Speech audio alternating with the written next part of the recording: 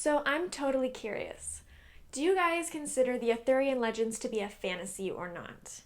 Because I just started watching the television show Merlin, and it's from the early 2000s or something like that. And I just started watching it actually earlier today, and just thinking about Arthurian legends in general, I kind of don't know how to totally classify them because technically there is magic with Merlin, but it also kind of happens under like myth and legend sections, and the the fantasy thing is like kind of minimal. I mean, it does have magic and, ladies of the lake and stuff like that.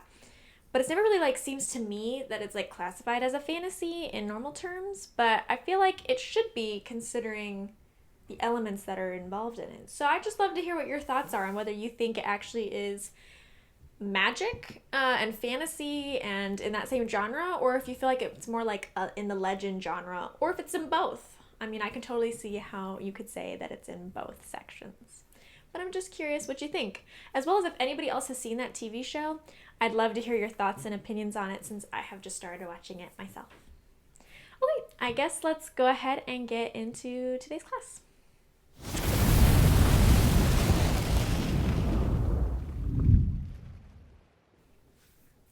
Welcome back, Fantasy Fiction Fanatics. It's great to see you again, and I hope you're doing well.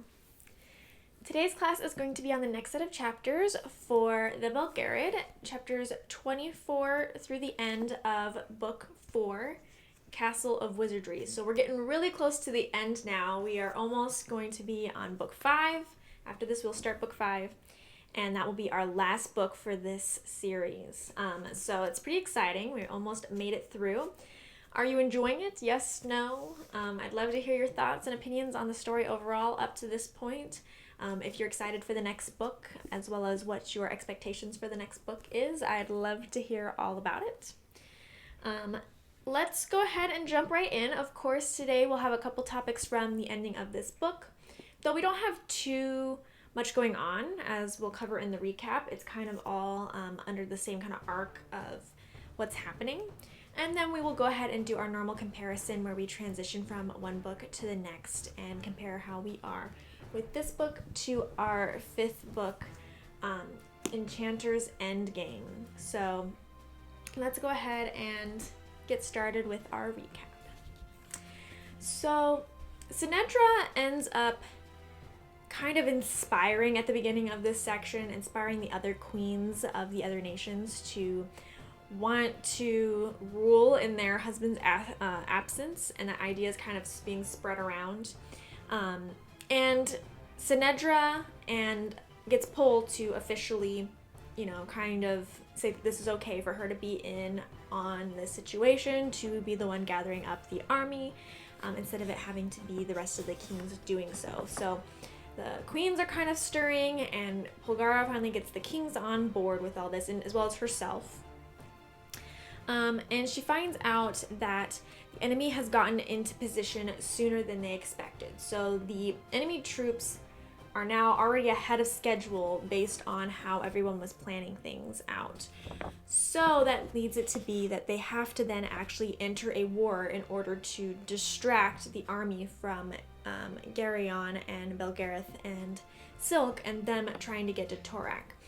Which means that a lot of people are going to die, considering it's already a war that they know that they can't win at this point.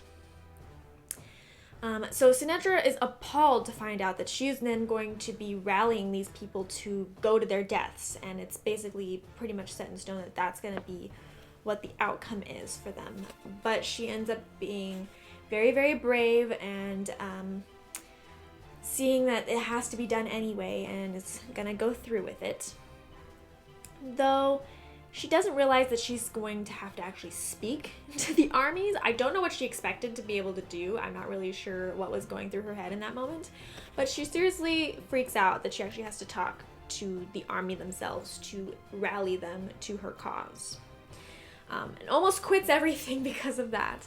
But Polgara doesn't let her, so she ends up speaking to the first set of people and totally crushes it. She gets them all ready to fight for her and join her army. And that continues as they travel along the next spot and the next spot and the next spot. She's slowly gathering all of the able-bodied men in each area to go ahead and fight for the cause, as well as even the serfs that they weren't sure if they were going to get, because she realized that she could motivate them by giving them food and that they would fight just to be able to have a full belly every single day while in the army. And as they continue moving along, and then they enter into her father's area, and she has a meeting with Ranbarun, where he doesn't take her at all seriously since she is not actually married yet. He believes her to be completely not worthy of talking to. He only insists on negotiating with Garion, but she tricks him into getting himself worked up and having a physical fit that is then distracting him from the fact that she goes and talks to the army or the legions that he has herself and gets them on board as well. And we end with her successfully gathering this large army to go ahead and fight Torak's army. So she ends up being successful in her mission to try and get the army on board. And that is how we end this particular section of the book. So we've kind of gone through a lot throughout the history of this book. With Garion, with Sinedra, kind of goes back and forth between the two throughout some of the sections, and we see them growing. We see Garion fully measure up to his potential and become the king of the Isle. And then now we've got Sinedra stepping up to her role as the soon-to-be co-ruler of the Isle and getting that army in place. That way they can distract Torak. Next, I'd like to go ahead and talk about Sinedra. So obviously this whole section is focusing on Sinedra specifically. She's the one gathering the army. She's the one taking the lead on everything. She's the one that we have her perspective of as we follow around what she's doing and how things are going for her. So I really see her kind of blossom in this section. We have little bits and pieces like throughout this whole time where I kind of like, oh, is this the time where she's gonna mature? Oh, I see a maturity in her here. Like, we keep seeing these little snippets of like her growth, but then like she kind of backtracks it all by being like extremely petty or immature later. But in this section, we truly see her finally take things seriously. That to me is really, really important, and how serious she ends up taking this mission to gather the army. She has this moment where she finally understands that this is a serious matter, especially when she learns that all of these people that she is gathering and trying to get to fight this war is going to have a good possibility that everyone is going to die. And she is horrified and appalled that she is involved with bringing these men to their deaths. She even cries over it and is hurt and knows that, she is betraying these people by leading them to a war that they cannot win, and that she's expected to rally these people to go to their deaths. And she at first is rejecting, her part in this. She's rejecting the outcome that she's learning is going to be the case.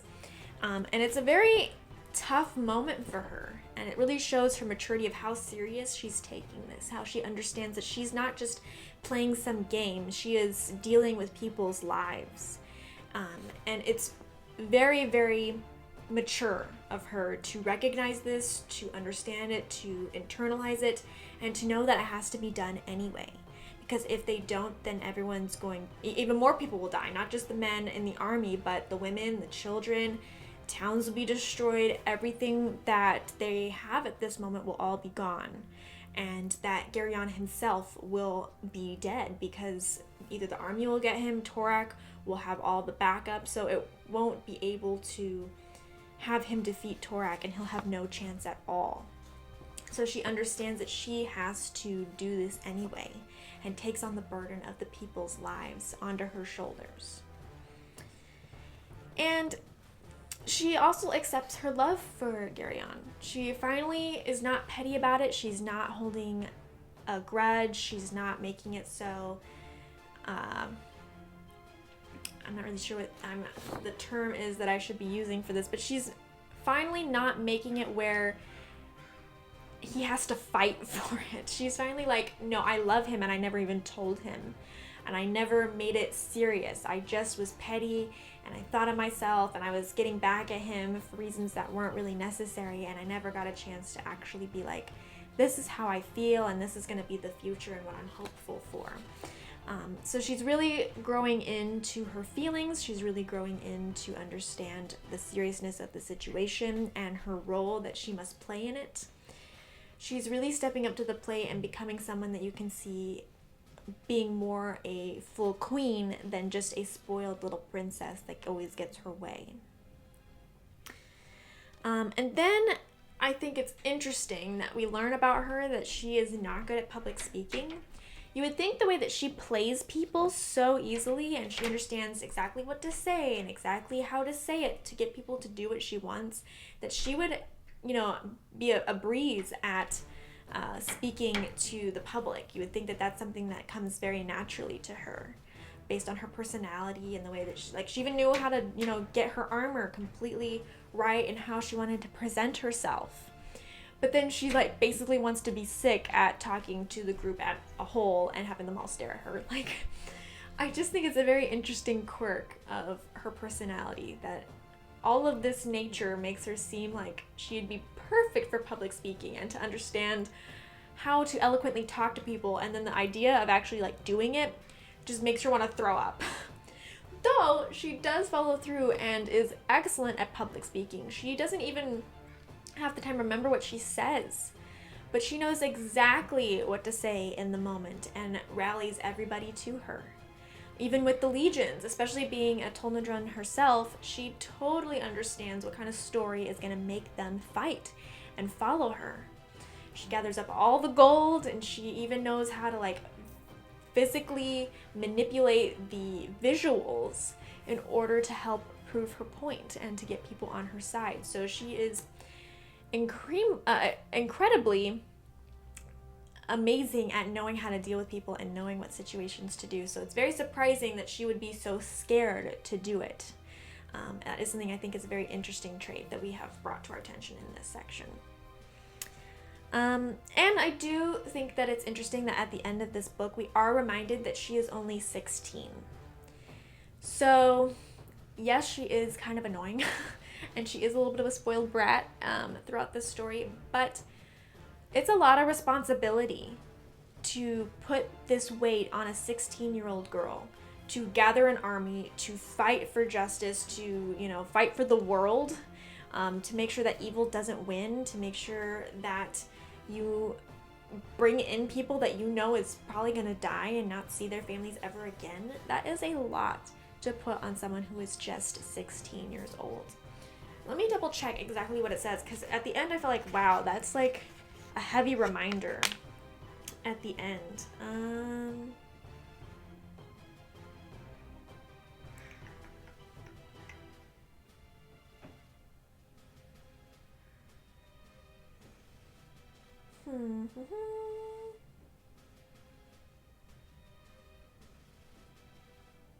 Here it is. Sorry, it took me a second to find it. It's in the middle of the paragraph instead of at the end where it'd be a little bit easier to find. So it says, Polgara and Belgariad, with lives spanning eons, could perhaps devote themselves to an idea, a concept. But Sinedra was barely 16 years old, and she needed something more human to arouse her devotion. At this moment, somewhere in the forest of Gar-og-Nadrak, there was a sandy-haired young man with a serious face whose very life depended on every effort she could muster. The princess surrendered finally to love. She swore to herself that she would never fail her Garion. If this army were not enough, she would raise another at whatever cost. So in the second to last paragraph, it reminds us how young she is and how much of a burden this is on her shoulders.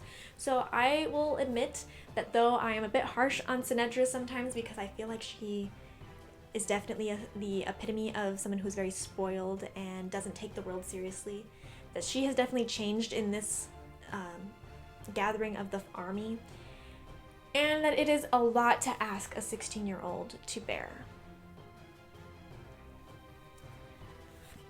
Okay, so the next thing I'd like to discuss is the view of women in this section. So Sinedra is obviously the front and center, which she is a woman, so I mean that is part of it. We also have Polgara as a main character here. We have the queens that are mentioned in this section, and from the very, very first couple of sentences in chapter 24, where we start off this section, we are presented with the fact that the Torak king is having a fit about the fact that his queen is like, yes, when you're gone, I can rule. Let's be co-rulers, and that way when you're gone, I can step in and do the ruling, and I can do that. She wants to be equal. And the Torak king is like, no, this is the worst idea in the world. This woman can't run a country. Like, what is she talking about? So he definitely does not believe in the equality of his wife for him. And we have many kings here in this section that also follow that mentality, that they don't have co-rulership with their queens. There's only the Sendarian king who is equal and shares power with his queen. And we even in this conversation have Polgara there, and the Torak king doesn't really equate her to a normal woman. Well, he says to not a woman at all, which I think is funny that Polgara didn't just smite him where he stood. But to him, he's like, okay, you're in power, but I get by that because I just don't think of you as a normal woman because you're not normal. So very, very low thought of women and their ability to rule and for them to be in a position of power in this section. Polgara also kind of feeds into this in the fact that she's like, no. The queens can't be doing this. Like, this is a one-time exception with you, Sinedra. Like, this is just out of the question. And she actually goes and talks to the queens to limit their desire, or to limit their choices on how much they can change and how much they can do while the kings are away. So I feel like it's pretty sad that Polgara also is kind of in on this idea of like, yeah, the queens just, they can't do it. And it's really, really sad to think that instead of training them to be like, okay, this is what you need to do, this is how things need to go, maybe, you know, work your way up there, she's just like, no. You can do little minor things, but anything major, just don't do it. Like, wait, if at all possible. So I feel like it's a little sad that even Polgara is in on this, and I understand that maybe some of the queens are just not in a place that they can make those decisions. They are just not trained for that, and I understand that because they have not been equal on that role. They don't have the right training, they don't have the right knowledge to make those decisions. But I do feel like Polgara should have been more about, hey, maybe we should teach you some of those things. And I know it's kind of last minute, so she can't really do that much at this moment, but it would have been nice if she had been like, hey, I understand that you want this, maybe we could work on this, you know, at a later time. Instead, she's just like, nope, let's back up. I agree with your husband, let's just not have you do anything, you're just not right for the position. So maybe in the future that will change. We'll have to see by the end of this book, as well as if any of you have read the series that comes after it, the Malorian, I believe it's called, then you would know possibly what happens in the future of the queens and that kind of stuff there. But I just feel like the way it comes off, Polgara is just like, nope, that's out of the question. Let's not have them do anything. So a little bit sad that was kind of the original kind of thought process, was like, nope, let's just not have them be doing any of that at this moment. Also, I think it's a little sad that Polgara is also so suspicious of Sinedra before she realizes that she is the prophecy. Like, it takes her a little bit of time to get on board with Sinedra. And I know Polgara's, someone who knows the prophecy, who is a little bit more smart and thoughtful before she makes her decisions, but it was a little disappointing to know that she's had to be convinced. That at first, Sinedra mentioned it and she kind of went along with it, but she wasn't totally on board until this section of the story where I think she realizes, okay, she is meant to be the part of the prophecy that gathers the army. And then she finally is like, okay, I will trust this onto your shoulders because I know now exactly what part of the prophecy you represent. So, a little sad for Polgara on both counts that she doesn't take a little bit more of a stand by saying, hey, I believe in you and I know that this is, you can do a good job of this without it being related to a prophecy or anything like that. It's also, the view that really the men also only get on board with Sinedra because she is a figurehead. She is meant to just talk to the armies, get them on board, motivate them to go fight, but she is not supposed to be in any strategic company. She's not supposed to, plan the fighting. She's not supposed to have any real power other than just bringing the army together and making it look like she's the one in charge. So again, I do understand that the men all have this kind of thought that men are the ones that do war, but it would have been nice, especially but since they know that Sinedra is going to be co-ruler with Garion, that they kind of tried to help her and promote her learning about this stuff, so that way she can, have those that training and those thoughts working and learning that stuff, so that way when she is a full-fledged queen, she will have that for a later time. I don't know, it just seems like to me it's like, hey, if you understand the future of what's going on with the fact that Garion already stated that he wanted Sinedra to be his co-ruler, that you would maybe understand that decision and try and help. I know that they haven't been married yet, but it's already been set in stone. You could ask Polgara, she already knows that it's destiny that they're going to be together, so it would have been nice if they offered to let her join in to learn. Even if she can't make decisions right away, at least let her be in on the moments of like their discussion, their planning, for her to learn and see. And same thing with their own queens. If they're gonna insist on being rulers around, then you should help teach them, so that way you don't have to worry that they're going to destroy your country while you're gone.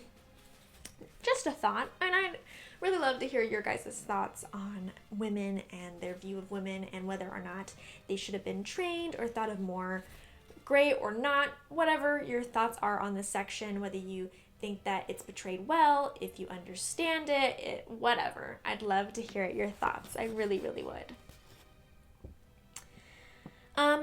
But last on this little section here, I thought it was interesting, and also another view of women, is how Ranbaroon really takes Sinedra totally unseriously. Especially since she's not actually married. He's like, no, you're my daughter and you have no say in this, and we're not discussing this. What is happening? And kind of is trained to go to the kings and be like, the kings are the ones that are doing this. They're the ones that brought this army. You're just kind of, you must be just a figurehead. You have nothing to do with this. You have no say over me.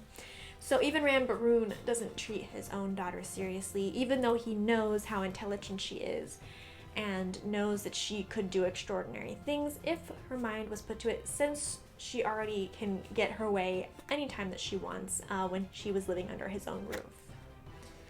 So again, okay, that was it for that section. Again, I'd love to hear your thoughts and your feelings about how they portray their view of women, as well as whether you think the kings and Polgara had the right idea, or if you wish that they had been a little bit more gung-ho for the women learning about how to run their countries as well.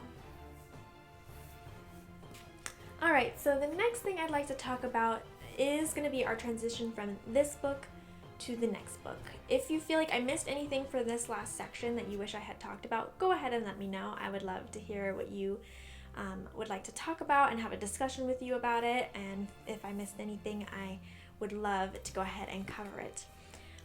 But for now, I think we're going to go ahead and jump into our next book by transitioning and looking at it like we normally do when transitioning from one book to the next, and kind of see if we can tell what's going to be coming up. So first, of course, let's go ahead and talk about the title, because of course each title is important. It's supposed to say something about each book. And for this one we had Castle of Wizardry.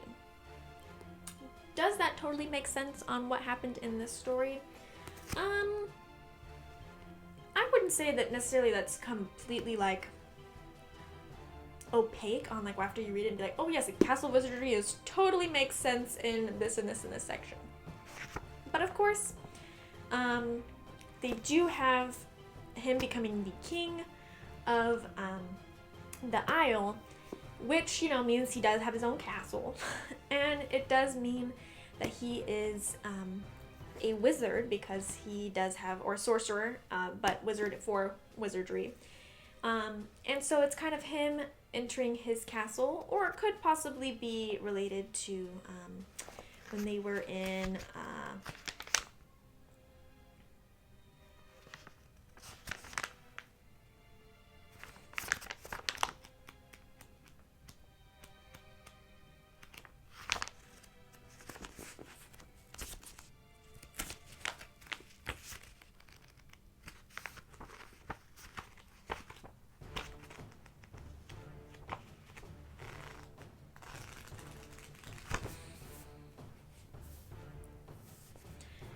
Okay, next let's go ahead and talk about my transitioning between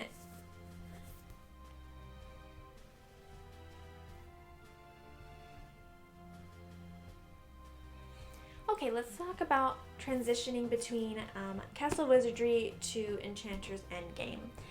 If you feel that I missed anything from the end section here, go ahead and let me know. I would love to discuss anything you feel like I missed, cover anything that you wanted covered. I'd love to have a discussion with you on anything else that you can think of. But for now, let's go ahead and transition from this book to this book. And of course, let's go ahead and first talk about the titles, since the titles are always something that kind of leads to an idea of each book, of what it might mean, something that adds to the spirit of the book, whatever else. And this one was Castle of Wizardry. And of course, I can't really say that this is a very, you know, upfront title where you're just like, oh, this obviously equals this. But we are now, you know, having Belgarion as a king of a castle. And he is a magic wielder, so you could say that it is basically a castle of wizardry in many ways. Now that him and Belgariad and Polgara and everybody is there, and that he is now the king of that castle. But I will admit, I am not 100% sure how Castle of Wizardry directly relates to this particular novel in any other more obvious senses, or in by a particular event or particular overarching idea of this book. I do feel like it feels like a power play. So like the Castle of Wizardry is like, hey, this is where they're getting into place. They are getting their power in centralized, which is kind of what's happening with, you know, Sinedra building up that army. Her and Garion are now the pinpoints of good, and they're trying to fight evil and get their positions in place, so that way they can go ahead and try and take out Torak.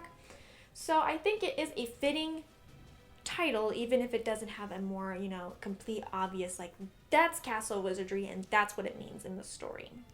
I never felt like any of the titles in this series was like pinpointed directly in the book being like, yep, that's what that relates to, or having an overarching idea that's like, yep, that relates to that whole set of events.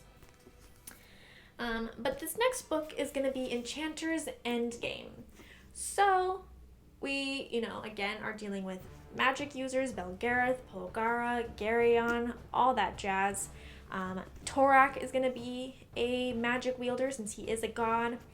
And Endgame is making it seem like this is the end, because, you know, your end game is usually your finishing, or the last thing that you do, the last follow through for however it's going to end. So this is appropriately titled, in my opinion, to signal this is the end of this journey, and however that's going to end is how it's going to end, and we're going to find out here. Okay, so next let's go ahead and talk about the actual cover art and what we can discern from it. Of course, we talked about it when we transitioned from the last book to this book about this cover, but we'll talk about it a little bit more in depth since we've already read the events and we can kind of get a little bit more sense of what it actually means. First off, we've got the Riven Isle, which makes really sense, and it has the little castle there. It makes sense because that is where they end up going and making it known that Garion is the king of Riva, returned for his destiny. We see him with the sword, with the orb at the hilt, very blue sword there. So obviously we understand that that's the sword that he had once he added the orb to it. This is his kind of his birthright to have this sword that is connected to the orb. And then, let's see if I can get a little closer here. We see Sinedra and her in her armor. So her armor, we know now, ends up dealing with the end gathering of the army, that this is the armor that she had made, oops, sorry for the glare there, that she had made in order to collect the army and to fully unite everybody under one rule to fight Torak. So, and obviously we have the crown in the middle of, oops, sorry again about that, that crown in the middle that is related to Garion becoming king. So all of this really shows kind of the placement of our main two. We've got our queen of the world and our king of the world, and how that is now progressed forward into becoming a known reality. And they are now our two rulers that will hopefully save the world here. So let's go ahead and talk about Enchanter's Endgame. So I really like how we go from this bright blue to like this really sleek, very whitish gray book. Very interesting because we got a lot of color, and then this one is like really devoid of color. Let's see. So we definitely see a couple different people here and a couple different events. We've got this castle here that's labeled Kolfel Mishrak. So obviously that's going to be an important location coming up for how this is going. We have Torak's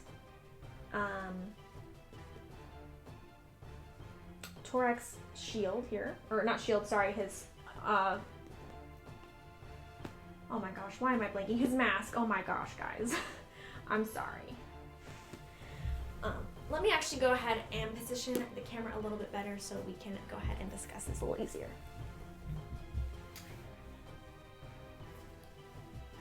Okay, much better. Now, I mean, you can't see me very well, but now you can see the book better, which I think will be most helpful here. So yes, we've got the Castle Mishrak. We've got our mask, which apparently I don't know how to speak anymore or know vocabulary words. We've got our mask, that's from Torak. We do know that because his face was burned, that he had that mask made for himself. And then we've got these two figures over here. One of them is likely to be Belgariad because he's got the sword here strapped to his back. You can see the orb a little bit sticking out of the side here. And then we've got our Belgariad character, which we've seen a couple times on our cover here with his big long beard and his cloak. So we can likely say that that's probably Belgariad with him. So we've got Garion and Belgariad there. And then in the corner here, we can obviously that we have Polgara. It has her streak of blonde hair or white hair that she always has and is known for. She's actually pretty colorful in this cover here. She's got this very light pink dress on, pink and purple. And she's got some kind of blanket or cloak or something that she is pulling over somebody's body, which we see the legs sticking out over here. So we understand that something's going to happen to somebody in relationship to Polgara. We don't yet know who this person is or what this represents. It does look possibly like somebody could be dead. It could look like possibly something happened. Maybe it could also be a ploy, technically. You know, we don't actually know for certain just because they're laying down that they are for sure dead. But it does look kind of like, with the laying of the cloak on there and not showing who it is, that somebody might die. And Polgara is covering him and is involved in whatever situation that is. Let me see if I can see anything else here. But it looks like that's pretty much our cover here. We've got, of course, the border that's on all of the books, at least for my copy. And it's a very bright red to contrast the very gray-white background that we've got. Polgara stands out a lot with the whoever this is here. And then we have the color from the two boys that also adds a little bit of color, but everything else is very monotone, very much a blank background, and even the cover around here is all very much the same color. So it's all very meant for the characters to stand out against the cover here. So I think it's very, very nice and a very cool, interesting one, especially when compared to the other one. We can see that this one has much more color, the characters don't stand out necessarily quite so much, and then this one is just so very white, with those standout colors of each character that is represented on the cover. It's very, very interesting. I like it a lot. Okay, so now at the end here, we understand that we are leading to, with this book, our confrontation with Torak. We understand that that is where we're headed. Everything is kind of in place to move forward with Torak. We will get to understand who Torak is. Maybe we'll get to meet a couple more gods as we're going along here. We'll have to find out. It'll be very interesting to see how long it takes us to find Torak and get to that pinnacle moment, and then how much time we have talking and describing and having that actual moment happen. It could be where we spend a lot of this book getting to Torak, and then the Torak moment happens quickly, and when we quickly have our resolution. And that happens to the end of the book. But it could also be where we go through half the book and then we have a large section of multiple back and forths with Torak and him fighting him several times, or, you know, several battles. Could be that we kind of go back and forth. We see Garion, we see the army, we go back and forth, back and forth. It really is going to depend on how this story rolls out. But either way, we will find out what happens and who wins. Let me know if anybody thinks that the good side won't win, since I do know it is typically, you know, expected that the side of good wins. But hey, maybe this time it won't. Maybe it will be the side of evil that wins and we have a very sad ending. But we will have to find out. We'll also have to find out how these two lanes connect, because it'll be hard to believe that Garion and Belgariad and everybody else will not have anything to do with the army that is going to be amassing. But we'll find out. Maybe Garion, Belgariad, and Silk will all just be their own little thing until after the fight with Torak. We'll just have to find out. Please let me know any of your thoughts, your questions, your concerns, anything at all. I would love to hear about how you're enjoying this book and what your thoughts are for either this past section or the upcoming book that we will be reading. Okay. Last but not least, let's go ahead and go over our nitty gritty. I have a couple of points just to talk about, to keep in mind, or something that I found interesting as always. I think it's very interesting that we come back to Tolnadron and then Ranbaroon talks about poisoning somebody, and Sinedra was like, I totally wish I had been there for that. I just think that is such a surprise to like see Sinedra being like, yes, let's poison somebody. That never really seemed like her to me. I mean, like, obviously she lived there and it was a very kind of corrupt place, but it's like I've never personally been someone who thought about her as somebody who would play that kind of game, that she's more of a manipulator of people than a killer of people.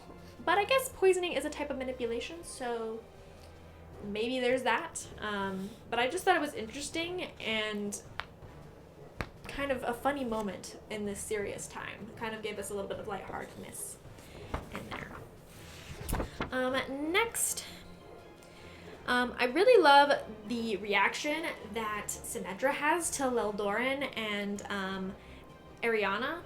Like, I think it's so funny how she's like watching these two and they're like looking lovingly into each other's eyes, and she's just like, yep, none of them have anything upstairs. They're dumb. There's just no thought process going on. And it's another levity moment or a light moment in this kind of very serious section of the book, and I just think it's so great, especially since she knows that Garion's best friend is Lildoran, and she hasn't had a chance to meet him, and she does meet him, and he's just like, yep, he's looking like there's no lights on inside the house. It's just looking at me or looking with love at his love. And both of them are just like, nope, no thoughts going on upstairs. There's just nothing there. So I did think that was a really, really funny moment. I really enjoyed it. And it really adds to Lildoran's character. I mean, we already know that he's not the brightest bulb in the bunch, but it just kind of adds more to his character to see him described that way. And I think it's also interesting, it makes me wonder why this choice was made, that we only know about the last speech that she made. We get to hear that speech, and it is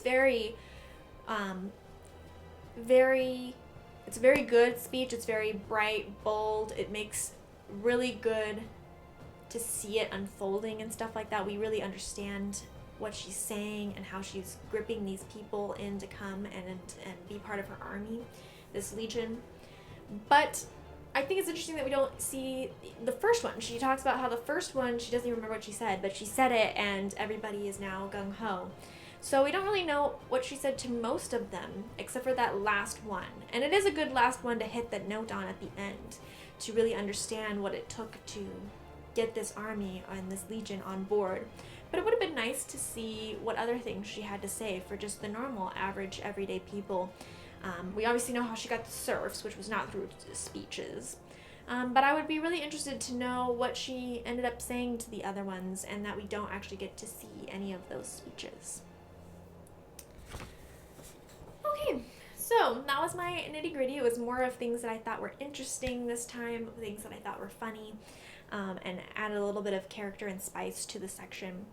If you guys think of anything else that you think we should keep moving forward with from this section, something that is important to keep stock of, please let me know. I'd love to hear your thoughts.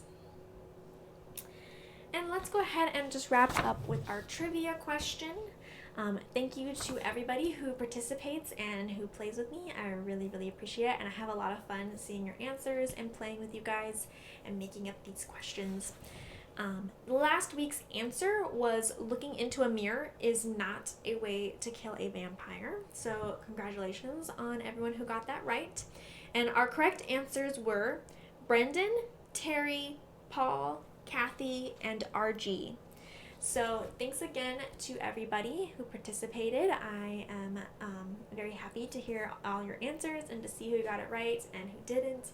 I hope that you guys will continue to play with me because I have a lot of fun with it. If you would like to join the trivia question and see if you can get the answer right, you can go over to the blog fantasyfictionfanatics.net, and on the right hand side on the desktop you will go ahead and scroll down just a little bit and you will see it on the right hand side for you to be able to answer, as well as below that you'll see who got the answer correct last week. In case you miss it in another notification, either through the video or on the Discord, you can also find who got it right there. If you're on mobile, you'll have to scroll almost all the way down to the bottom in order to see that section where you can then type in your answer. If you are on there already for the trivia question, you are more than welcome to check out other content that I have on the blog. I've got book reviews, I've got book suggestions, I've got fanatic deliberations where I just talk about different things with fantasy or books or anything like that. and discuss my thoughts on there, which I'd love to hear your responses to as well. I'd also love to hear if you have anything that you would like to see from me on there or on the channel. But yeah, so you can hang out over there, find other content from me. Hopefully you enjoy it. There's stuff on writing as well. There's stuff for fantasy terminology, lots of other stuff going on. So hopefully I will see you guys over there. If commenting down below is not the best place for you to reach me, there are a couple different ways for you to do so. You could go to the website and do it through there. You can also sign up for my newsletter over there if you'd like to get monthly updates and behind the scenes look and stuff like that on there with the newsletter. You can email me, amy@fantasyfictionfanatics.net, or you can go to social media where you can get updates as well as I post things, or updates if I'm not going to be able to post things or anything else.